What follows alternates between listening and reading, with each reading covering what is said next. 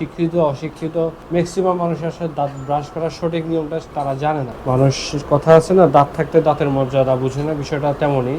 আমি ডাক্তার নুরুল আবছর রবি, আমি ফেনী সদর হাসপাতালে আছি, ডেন্টাল সার্জন, ফেনী সদর হাসপাতাল 38তম বিসিএসের একজন কর্মকর্তা। মানুষ প্রথম সমস্যাটা যখন একজন মানুষের দাঁত নিয়ে সমস্যা হয়, সেটা হয় যে কিছু একটা কালো বা কিছু একটা দেখা যাচ্ছে যেটাতে কোনোভাবে কমপ্লেন হয় না, কোনো কিছুই হয় না, মানুষের পাত্তা দেয় না।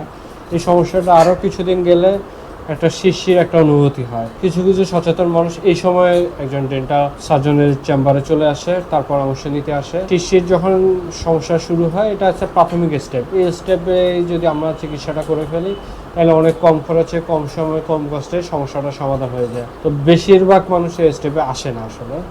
এর পরবর্তী স্টেপ যখন হয়, একটু হালকা হালকা ব্যথা হয়, তখনও অনেকে আসে, ম্যাক্সিমামই আসে না। তখনও আসলে দেখা যায় যে আমরা ফিলিং চিকিৎসা আছে, ফিলিং চিকিৎসার মাধ্যমে হয়তো সেটা সমস্যার সমাধান হয়ে যেতে পারে। কিন্তু ম্যাক্সিমাম মানুষ যে সমস্যাটা নিয়ে আসে সেটা হচ্ছে প্রচন্ড দাঁতের ব্যথা নিয়ে। তো তখন যে সমস্যা নিয়ে আসে, তখন আসলে তার চিকিৎসাটা হয়ে যায় একটু সময় সাপেক্ষ, কিছু কিছু ক্ষেত্রে একটু তার জন্য একটু কষ্টদায়কও বটে। তখন দেখা যায় আসলে কি চিকিৎসা হবে, এটা তো আসলে এখনই আমি বলতে পারবো না। সেটা আসলে রুগী দেখে, ক্লিনিক্যাল এক্সামিনেশন করে, অনেক ক্ষেত্রে এক্স-রে করে তারপর সিদ্ধান্ত নিতে হয়। ওই স্টেপে যে চিকিৎসাগুলো বেসিক্যালি দেখা যায় যে হয়তো রোগ খেয়াল করা লাগতে পারে, ওই চিকিৎসাটা হয়তো একটু ব্যয়বহুল হতে পারে, একটু সময় সাপেক্ষ আছে। তো কিছু কিছু পেশেন্ট মানে বেশ অনেক বড় পার্সেন্টেজের পেশেন্ট এই স্টেপেও আসে না। তারা ফার্মেসিতে যায়, গ্রাম ডাক্তারের কাছে যায়, তাদের পরামর্শ নিয়ে কিছু ওষুধ খেয়ে এই স্টেপটা রিকভার করে। লাস্টে যখন আসে তখন আসলে দাঁতটা আর রাখা যায় না, এমন স্টেপের রোগীগুলো আসে। আর বাংলাদেশের ক্ষেত্রে বিশেষ করে দাঁত ব্রাশ করার সঠিক নিয়ম ম্যাক্সিমাম মানুষই জানে না। শিক্ষিত অশিক্ষিত ম্যাক্সিমাম মানুষ আসলে দাঁত ব্রাশ করার সঠিক নিয়মটা তারা জানে না। দাঁত ব্রাশ করার সঠিক নিয়ম কিভাবে, আমি যদি এই যে আমার সামনে একটা মডেল আছে, এটা দিয়ে যদি আমি একটু আইডিয়া দিই, আমি একটা ব্রাশ হিসাবে একটা কলমের সাহায্য নেই। এটা যদি আপনার দাঁত হয় এবং এটা যদি ব্রাশ হয়, সেক্ষেত্রে যেটা করতে হবে যে আপনাকে ব্রাশ করতে হবে মুভমেন্টটা উপরে নিচে, এভাবে এভাবে না। বেশিরভাগ মানুষ হাতের মুভমেন্ট হয় এভাবে এভাবে এভাবে, এটা ভুল নিয়ম।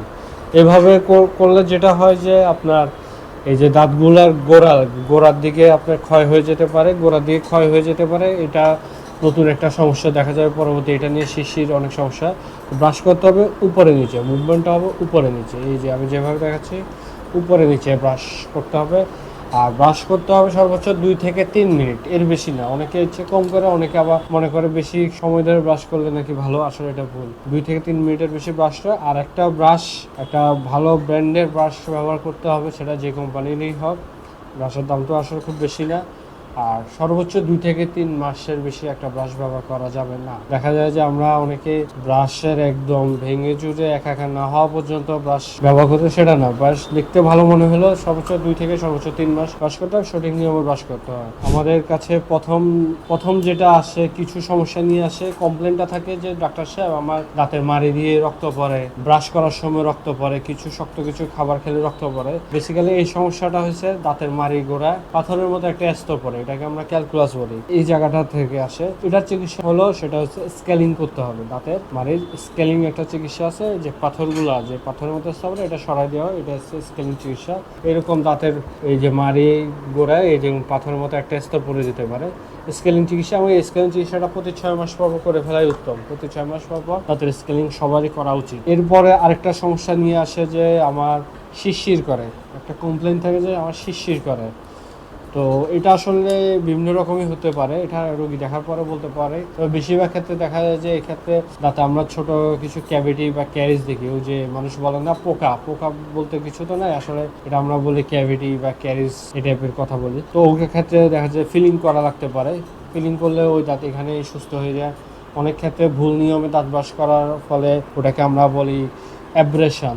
আরও কিছু সমস্যা আছে, অ্যাট্রিশন, এই সমস্যাগুলো হয়। তো ওগুলোর ক্ষেত্রে চিকিৎসা হচ্ছে দাঁতের ফিলিং। যেখানে চিকিৎসা নেন, আপনি যে ডাক্তারের কাছে চিকিৎসা নেন, এটা দেশের যে কোনো প্রান্তেই হোক, বিডিএস ডিগ্রিধারী ছাড়া কারো ডেন্টাল চেম্বারে কোনো নামের পাশে ডেন্টিস্ট লেখুক, ডেন্টাল সার্জন লেখুক, ডাক্তার লেখুক, ভুলেও সেখানে যাবেন না, প্রতারিত হবেন না।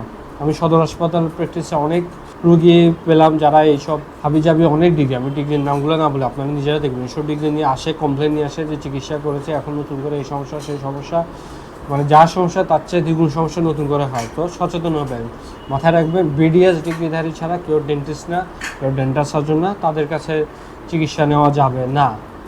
অলওয়েজ একজন বিডিএস ডিগ্রিধারী ডেন্টাল সার্জনের পরামর্শ নেবেন, সচেতন হবেন, নিয়মিত দাঁতের যত্ন নেবেন।